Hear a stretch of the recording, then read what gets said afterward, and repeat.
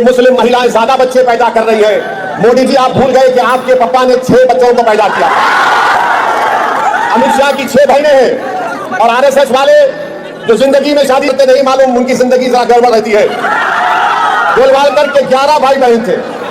कि मोदी जी मंगल पांडे की बात तो करते हैं कि पूर्वांचल का बेटा था, मगर मोदी जी पूर्वांचल का बेटा मुख्तार अंसारी भी है। वो मुख्तार अंसारी जिसने अंग्रेजों के खिलाफ कुर्बान कर दिया, मगर मोदी जी मुख्तार अंसारी के बारे में बात नहीं करना चाहते। मोदी जी नेपाल आंखें दिखा रहा है, आप क्या भंगड़ा कर रहे थे नेपाल के सामने? चीन हमारी 2000 स्क्वायर किलोमीटर पर कब्जा कर बैठ गया, मोदी जी क्या ब्रेक डांस कर रहे थे? 2019 का लोकसभा का चुनाव आया तो मोदी चाय वाला नहीं बोले, मोदी अच्छे दिन भूल गए, 15 लाख भूल गए, कहा मैं चौकीदार हूं।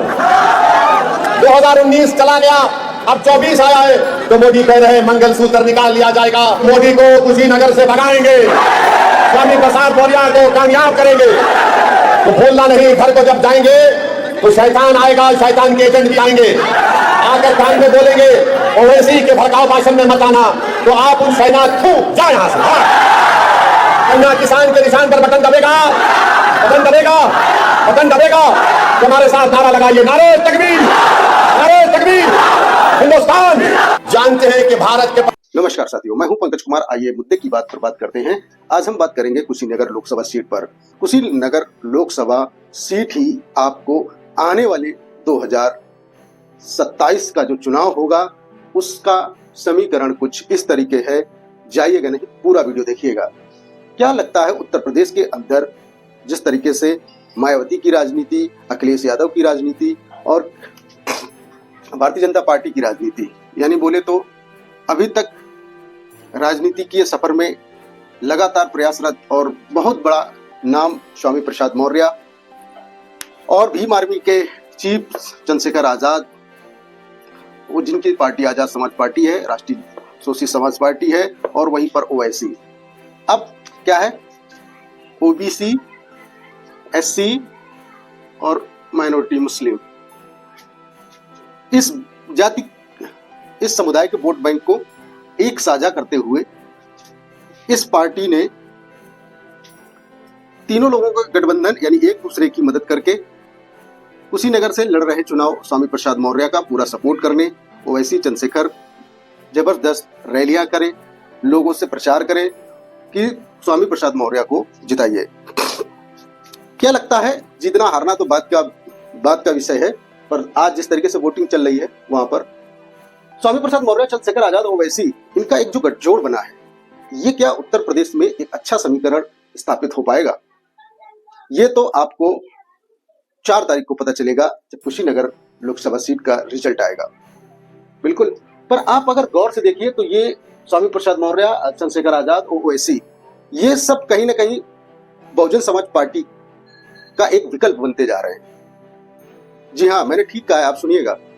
कहीं न कहीं स्वामी प्रसाद मौर्य, चंद्रशेखर आजाद और ओवैसी जैसे लोग एक साथ गठबंधन में आकर ये बहुजन समाज पार्टी का एक विकल्प बनने जा रहे हैं। बिल्कुल। अब मैं ये क्यों ना कहूं, क्योंकि जिस तरीके से ओवैसी ने एक जोरदार और प्रचार के आखिरी दिन कुशीनगर में जिस तरीके से भाषण दिया है, उससे तो यही लगता है कि काफी भीड़ थी और लोगों में उत्साह नजर आया और वहां पर दिखा कि हिंदू, मुस्लिम, सिख, ईसाई आपस में है, सब भाई भाई। अब व्यक्तिगत ओवैसी कैसा हो कैसा ना हो मुझे नहीं मालूम है, ना मैं कभी मिला हूं ना मैं जानता हूं। अगर राजनीतिक लोकतांत्रिक हिसाब से देखोगे तो भारत में हर व्यक्ति को, जो भारत का नागरिक है, उसको चुनाव लड़ने का, प्रचार करने का, बोलने का, इस सब चीजों की आजादी है।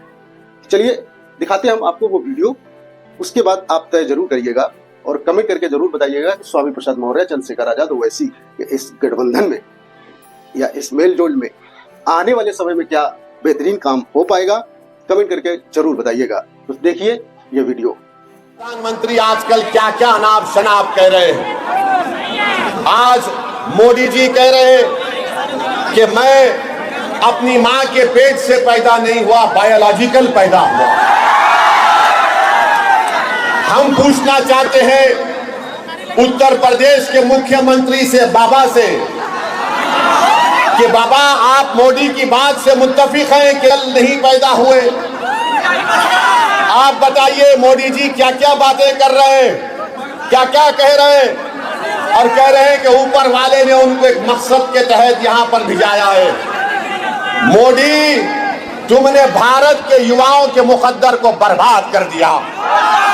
भारत के युवाओं का बेरोजगारी का तनासुब परसेंटेज 45%। और मोदी जी कह रहे कि मैं बायोलॉजिकल पैदा नहीं हुआ।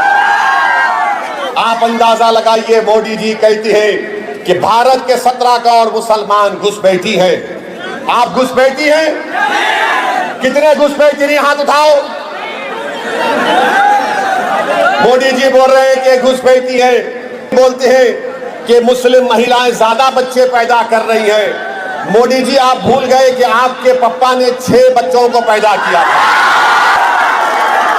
अमित शाह की 6 बहनें हैं, और आरएसएस वाले जो जिंदगी में शादी करते नहीं, मालूम उनकी जिंदगी जरा गड़बड़ रहती है। गोलवालकर के 11 भाई बहन थे, और आज मोदी जी बोलते हैं कि बच्चे ज्यादा पैदा कर रहे हैं। मोदी जी कहते हैं कि जुमे के दिन झारखंड में छुट्टी दी जा रही है, संडे ईसाइयों का दिन है। अब क्या मुसलमान, हिंदू और ईसाई से लड़ेंगे? मोदी जी, हमारी लड़ाई किसी से नहीं है, ना हिंदू भाइयों से है, ना ईसाइयों से है, ना किसी से है। हमारी लड़ाई तुम्हारी गंदी सोच से थी और है। हम नफरत को खत्म करना चाहते हैं, हम हिस्सेदारी चाहते हैं, हम इज़्ज़ारना चाहते हैं। मेरे अजीज दोस्तों और बुजुर्गों, मेरे अजीज दोस्तों और बुजुर्गों, अब मोदी जी कह रहे हैं कि आरक्षण मुसलमानों का छीन लिया जाएगा। मोदी जी, क्या आप नहीं जानते कि जिस तेली समाज से आप आते हैं, उसी तेली समाज को गुजरात में मुसलमान जो है आरक्षण मिलता है। मेरे भाई, आप ये भी जानते हैं कि मोदी जी मंगल पांडे की बात तो करते हैं कि पूर्वांचल का बेटा था, मगर मोदी जी, पूर्वांचल का बेटा मुख्तार अंसारी भी है। वो मुख्तार अंसारी जिसने अंग्रेजों के खिलाफ कुर्बान कर दिया, मगर मोदी जी मुख्तार अंसारी के बारे में बात नहीं करना चाहते।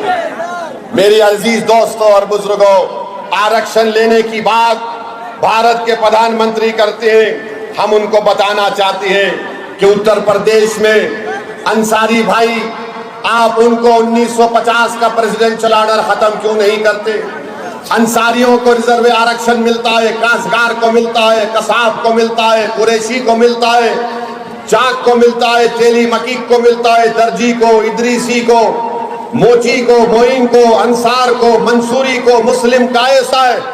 मगर मोदी जी लड़ाने का काम कर रहे हैं। मोदी जी लड़ाने का काम कर रहे हैं। मोदी जी, अब बस करो। कितना लड़ाओगे, कितना नफरत को आम करोगे? आज देश की जनता परेशान है कि जाओ आज के पास जाकर मुजरा करो।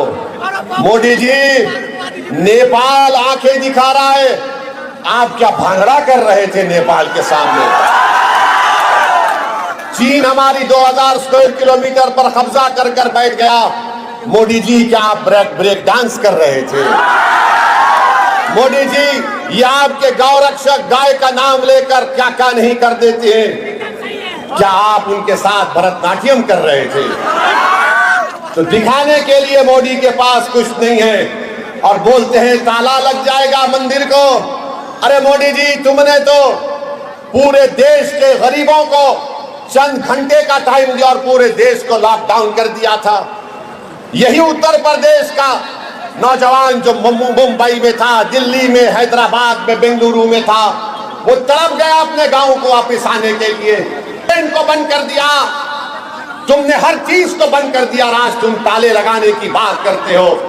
500 और 1000 की नोट तुमने गायब कर दी, तो कितने छोटे कारखाने आज बंद पड़ गए, हजारों लाखों की रोजगार हो गए। मगर मोदी को सिर्फ ताले की बात करते हैं। मेरे भाइयों बहनों, हम आपसे अपील कर रहे हैं कि 2014 में जब मोदी आए थे तो कहा था मैं 15 लाख दूंगा, मैं अच्छे दिन लेकर आऊंगा, और कहा कि मैं चाय बेचने वाला हूं। मगर उन्होंने क्या किया? उन्होंने देश को बेच दिया चाय के नाम पर। 2019 का लोकसभा का चुनाव आया तो मोदी चाय वाला नहीं बोले, मोदी अच्छे दिन भूल गए, 15 लाख भूल गए, कहा मैं चौकीदार हूं। 2019 चला गया, अब 24 आया है, तो मोदी कह रहे हैं मंगलसूत्र निकाल लिया जाएगा। मोदी कह रहे हैं कि घुसपैठी है। मोदी क्या क्या आप कह रहे हैं।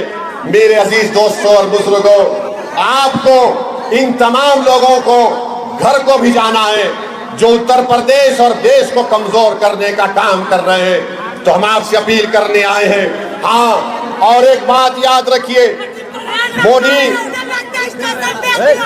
मोदी कहते हैं पार्लियामेंट में, हमने सुना मोदी ने कहा, क्या कहा मोदी ने, कि देश का सबसे बड़ा पिछड़ों का नेता मैं हूं। हम आपको बता रहे हैं, भारत सरकार का डेटा कह रहे हैं कि 2014 में इस देश में हमारे 20% पिछड़ा समाज के लोग अरबपति थे। 10 साल में वो 10% कमी आ गई उसमें, और 90% अपर कास्ट के लोग आज अरबपति हैं मोदी के राज में। बताओ मोदी, आपने दौलत किसकी कम की, किसके दौलत में आपने इजाफा किया। तो मेरे अजीज दोस्तों और बुजुर्गों, हमारी आपसे ये दरमंदाना अपील है।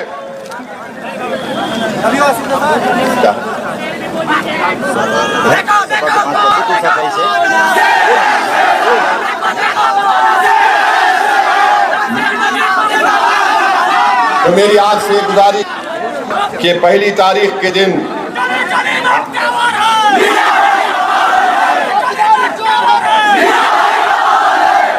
अभी आपने सुना, हमारी बहन पल्लवी पटेल ने कहा, स्वामी प्रसाद मौर्य साहब ने भी कहा कि मोदी जी कह रहे हैं कि हम आपको राशन दे रहे हैं, तो आप मुझे वोट देकर पुण्य का काम करिए।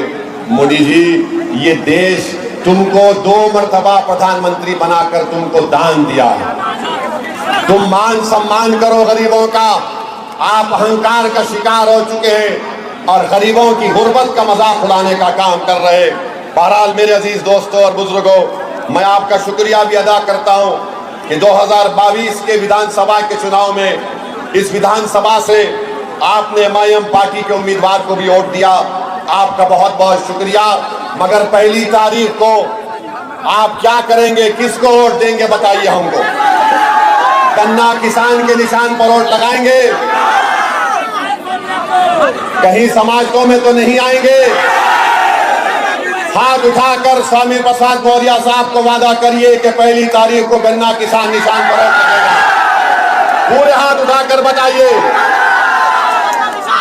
अब और एक बार हाथ उठाकर बताइए कि मोदी को कुशीनगर से भगाएंगे, स्वामी प्रसाद मौर्य को कामयाब करेंगे।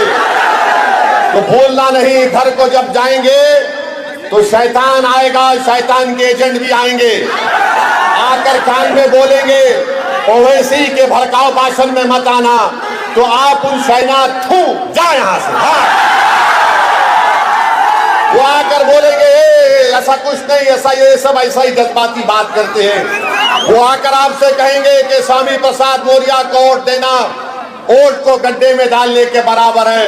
तो उनसे कहना, ये गड्ढा तुमने बनाया, हम इसको भरेंगे अपने वोट से इंशाअल्लाह ताला। तो पहली तारीख को क्या होगा, गन्ना किसान के निशान पर बटन दबेगा, बटन दबेगा, बटन दबेगा।